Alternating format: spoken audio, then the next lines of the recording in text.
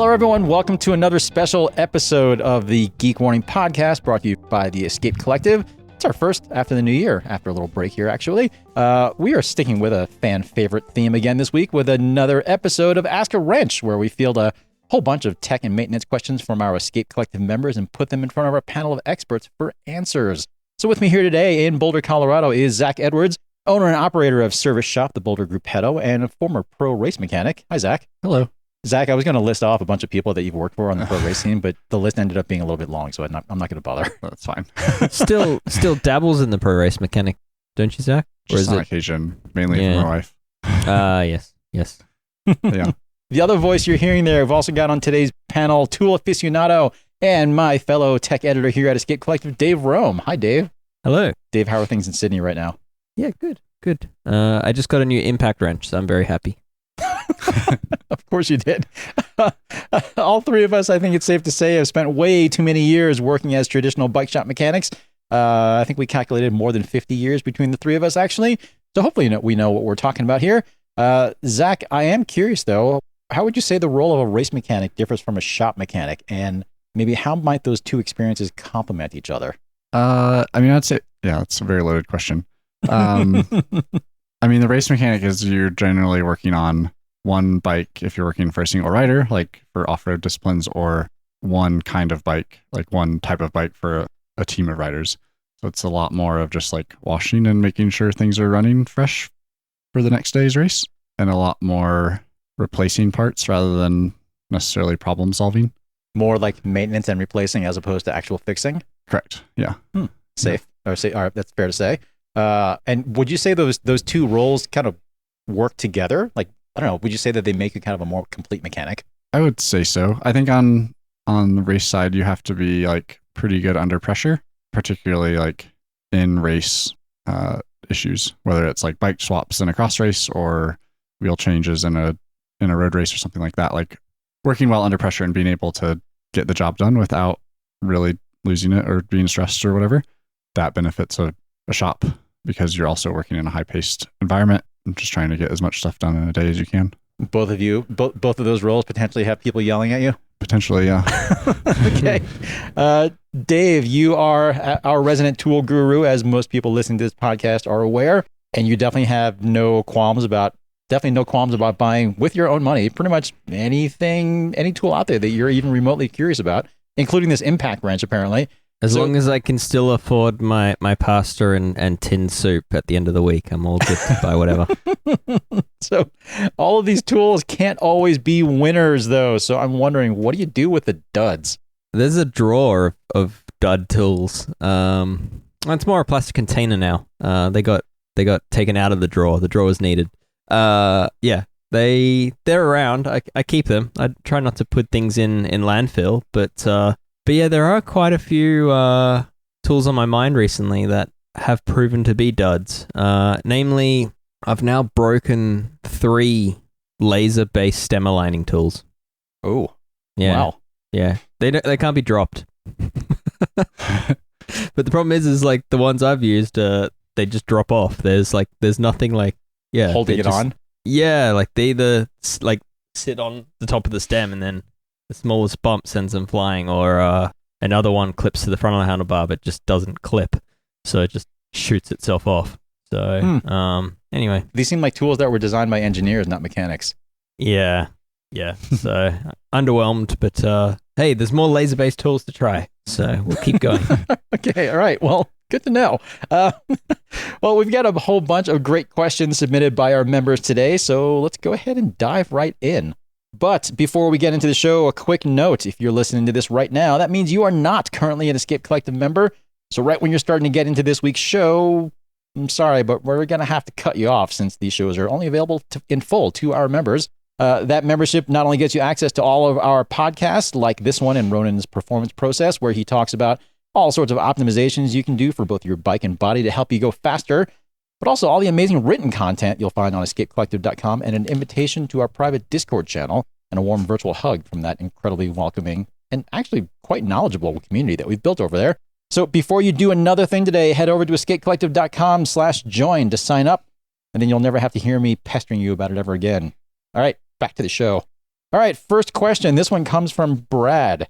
Ooh, I kind of like this one. What do we think about running road tubeless tires dry, aka without sealant? As someone who that wants just to grab had this one? as someone that thought to myself, "Oh, the sealant in my tires are definitely dry." This is just yesterday.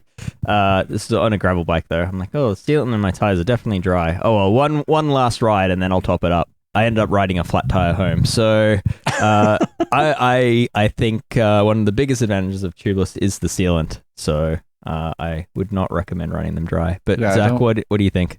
I don't understand why you would want to do this. Like, what benefit do you then have of tubeless? I mean, I guess this sort of takes us back to the very, very early days of road tubeless when, But you still ran sealant in those. well, not didn't initially, have to. like with the You original didn't Hutchinsons. have to, but if you were intelligent, you did. Well, yeah, but anyway, but back then those casings were designed to be airtight. They had like these thick butyl liners on the inside and stuff like that. So yeah, you didn't have to run sealant. And I guess Brad, I'm guessing the reason why you're asking this is maybe you're wondering if you can get by with shaving a few grams without running the sealant. No, I think it's because the sealant. My guess is it's that the sealant is the one maintenance aspect of tubeless, and that's, in my experience, it's the one thing that kind of scares people off from running road tubeless, is that they don't want to have a schedule of topping up the sealant. But I guess the thing to know is that it's actually far simpler than you realize. It's as simple as pulling a valve core and squeezing some liquid in through the valve core. So it shouldn't be feared as much as it is.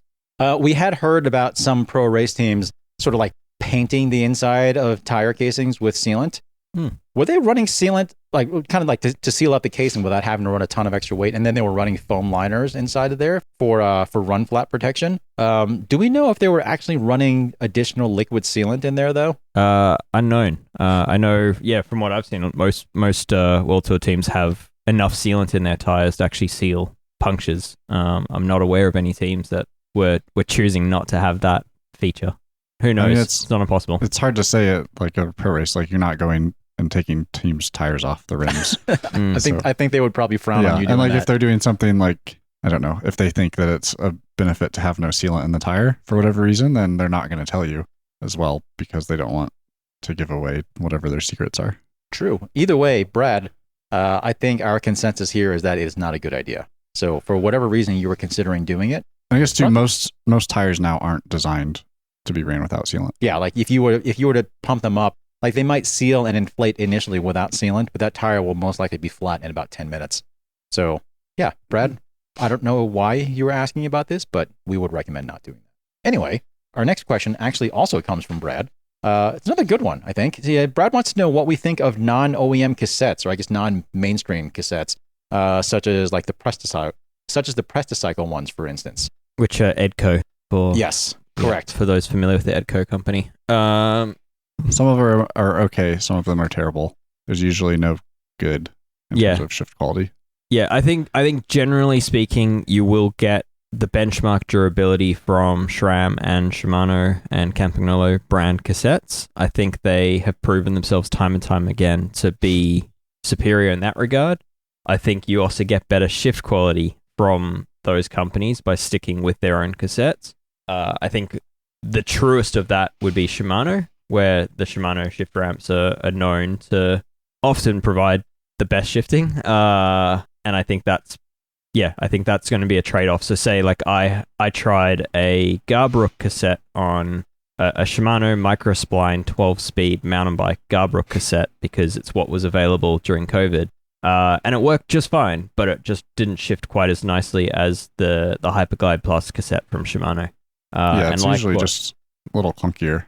Yeah, a little bit clunkier, but it worked fine. It found every single gear, every single cog perfectly fine. It never missed a shift. It just wasn't quite as good under power. And then I had a friend using that same cassette who experienced some kind of funky, unexpected wear on that cassette, where the cassette actually wore out before the first chain did. You know, there are trade-offs to these cassettes, but I think generally speaking, if you're keen to save some weight, then it's worth looking at, because that Garbrook cassette was the price of an XT cassette, but the same weight of an XTR. If you're doing it to save weight, though, definitely pick one that still has steel cogs. Yes. I as a former weight weenie, once upon a time, I've been here. ran an all aluminum cassette because that's why not. Yeah, how good is and then snapping on teeth? the first ride, I just like snapped a bunch of teeth off, and it was terrible. And Well, but then it was lighter. it was lighter, but it was awful. Yeah, same experience. I have not ridden the Garbera cassette, but I definitely have ridden a couple of Presticycles under the Edco brand. And yeah, I would agree. They're pretty impressively light. Those particular ones are all machined from one big block of steel, so they actually seem to be pretty durable. But as Dave already mentioned, the shift quality just definitely wasn't as good as what you would get from a Shimano or a SRAM or Campagnolo. So that's definitely something to consider. I'd actually also been curious to try like one of those ZTTO cassettes that you can find on AliExpress. Haven't quite pulled the trigger on that one because the particular tooth ratios aren't really what I'm looking for. But yeah, overall, I'd say not quite that you get what you pay for, but you'd be surprised how much engineering is required to smoothly move a chain from sprocket to sprocket, particularly under power. And these smaller brands that seem to be offering cassettes that are on paper really interesting as far as cost and price and stuff like that. I would say even if they have the engineering resources to get those gates and ramps done correctly, if they do them correctly, they're probably violating patents at that point. So then someone's going to be coming after them.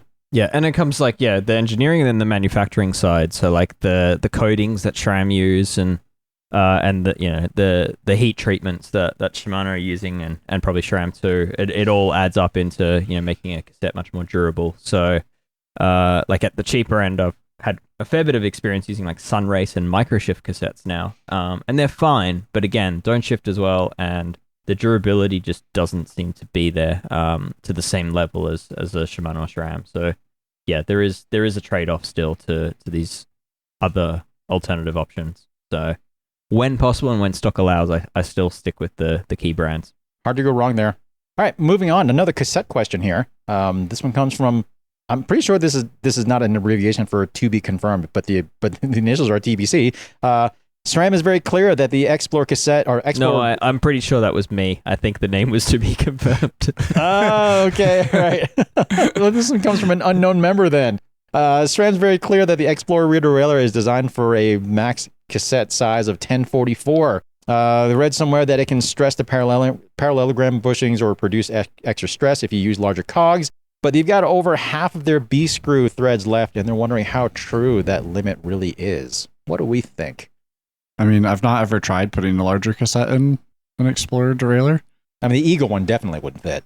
No, definitely not. So you'd back to an aftermarket cassette that's probably not going to shift well anyways. But I think more than just like, you have some B-tension screw left, it's like that derailleur cage is only designed to be able to handle so much difference from the 10 to the 44. So like maybe it would work with the 46 or something, but potentially then there's not enough for it to be, basically not enough chain growth for both extremes is what I would be more concerned than stressing the parallelogram.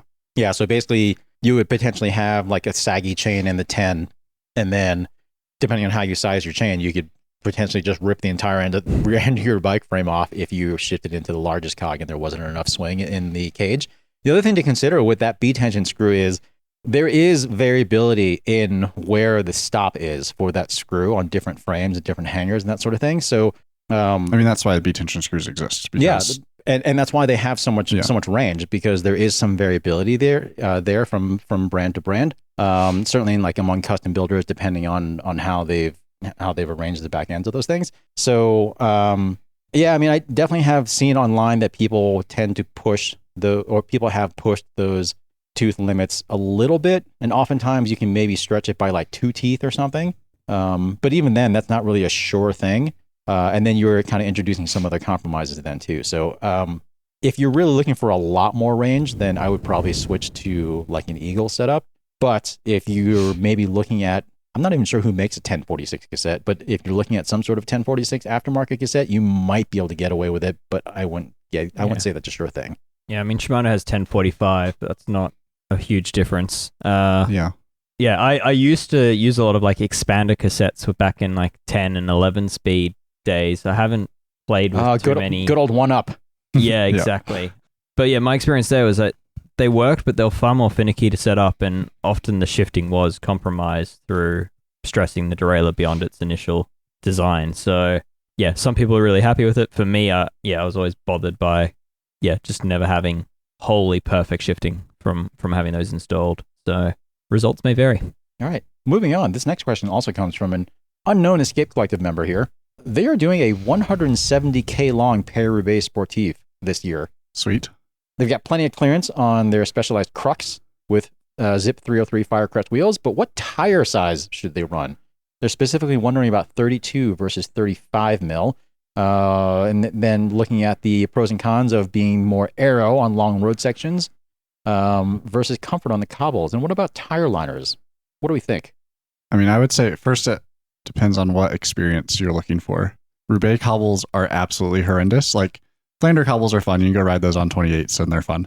Roubaix is just like absolutely horrendous. So I think if you want to experience it like the pros experience it, then run 30s or something. But if you want a more pleasant day out, then I would run 35s or more. It's hard to describe how terrible Roubaix cobbles are. I had heard it described as basically you flying over a dirt field in a helicopter and dropping bowling balls out of it. And that's basically what the Roubaix cobbles are like. Kind of, yeah. So, I mean, I would say like, if you want kind of a racy, like fast road setup, but still is pleasant to ride-ish, I would think like a 34, like Corsa Control would be pretty good setup. And I would definitely recommend inserts because like if you're running them at the pressure that you want to run them, you're going to smash into rocks, not rocks, but the cobbles. And you don't want to break a wheel. Like everyone liked to poke fun at Shimano for a while when he broke his wheel, but it wasn't just like he hit one rock and it broke. Like you hit one cobble and flat the tire and then you keep riding it and smash it into more cobbles and then your wheel explodes. So I would definitely run inserts. I would say like the Vittoria ones are a bit undersized. So I don't know that I would run those. Tubolite makes some, not Tubolito, but Tubolite. They make some road ones that are a little bit bigger. I would probably run those. And still very light. Yeah, and they're still, they're like 30 grams or something. It's cheap insurance for sure. Yeah, it's just like it's just, you're going to smash into things, especially if you're doing the sportive and there's hundreds of people around you. You're going to pick a bad line and you're going to land in a hole and you don't want to be on the side of the road trying to fix a flat. Probably also worth mentioning that those zips, that's a 25 mil rim, so 25 mil internal. So I mean, a 32 printed tire is probably going to plump up to about a 34 measured. Yeah, it just depends like how much comfort you want versus how much not comfort you want. Well, the other thing too is for sure there is that aero consideration, especially if, as the tire gets so much wider than the rim. But yeah, as Zach mentioned, it kind of depends on the experience that you're looking for. Like if you're looking to absolutely smash your previous time on there or like, finish in the lead group of that sportive or something, then yeah, I would say for sure aero should be a pretty big consideration. We always talk about the cobbles at Paris-Roubaix, but we don't often talk about the long stretches of kind of decent paved roads that you deal with otherwise, because it's what, like 80-something% paved road. Yeah, but like the unpaved is horrific. Yeah, it's really hard to like. It's really difficult to describe how terrible they are. Like I did it on 30s. At first, it's comical. You're just like, wow, this is absolutely horrendous. Like, why does this bike race exist? And then you get to the next sector and you're like, oh, okay, this is really terrible. And now my hands are falling apart and like my bike sounds like it's just going to like explode. And it's just not, yeah.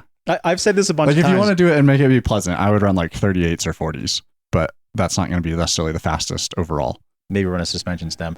I don't know that I'd go that far, but it's just, they're really, really like just the worst road you could possibly imagine. And there's so many holes, especially on the 5-star sectors. They're just like so horrendous, especially if it's wet or anything like that, then it's just going to be even worse. But I would think, 34, 32, maybe 35, like that ballpark. Yeah. And depending on how much comfort you want. It sounds like that's where some of the pros are likely headed. I know that's where some of the technical directors are suggesting teams head, is that 34 to 35 measured range. Yeah, I don't think for racing you need bigger than that, but like no, for racing is what I've heard is that the trend, like we're now seeing like UAE for example are running the full season on 31 measured width tires, in the tour and everything. But yeah, it does sound like they're sort of trending towards that 34 to 35 measured width for Roubaix. At least some teams are now.